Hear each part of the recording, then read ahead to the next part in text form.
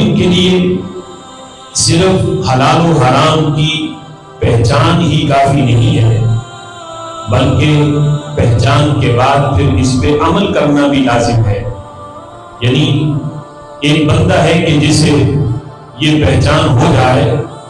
کہ سامنے کنواں ہے، لیکن اس کے باوجود وہ کنویں میں چھلانگ لگا جائے تو لوگ اسے بیوقوف کہیں گے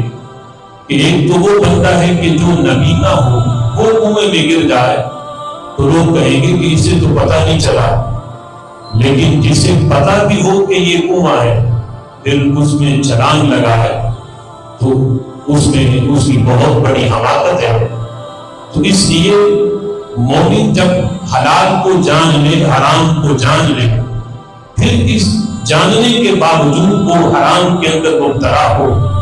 تو اس میں اس کی بہت بڑی حماقت ہے۔ ایک ہے کہ اسے علم نہ ہو تو پہچان کے بعد پھر اس پہ عمل کرنا، حلال کا قرب حاصل کرنا اور حرام سے اجتناب کرنا، حرام سے بچنا،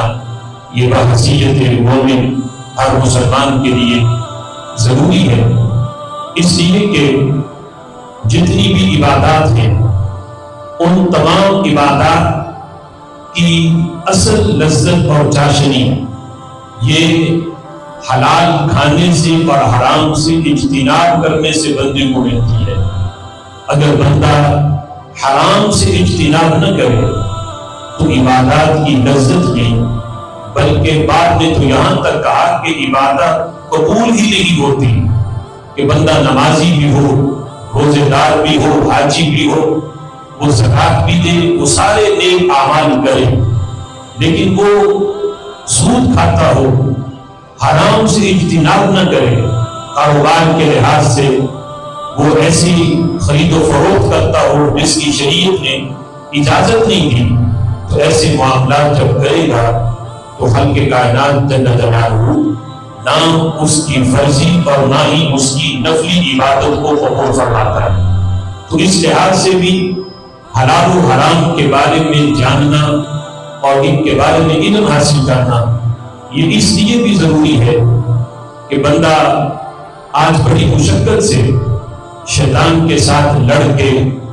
وہ مسجد میں آتا ہے، نماز ادا کرتا ہے، بندہ گھر سے چلے بھی، وضو بھی کرے، سردیوں کے سرد موسم میں وہ ٹھنڈک بھی برداشت کرے، گرمیوں میں گرمی برداشت کرے، نماز با جماعت پڑھے، وہ پیسہ خرچ کر کے مشقت اٹھا کر وہ حج بھی کرے، وہ زکات بھی دے، وہ گرمیوں کی شدت میں روزے بھی رکھے، سارے کام کرے، لیکن وہ حرام سے اجتناب نہ کرے تو ساری کی ساری عبادت وہ ہوا منصورہ ہے، اس کی کوئی حیثیت نہیں ہے۔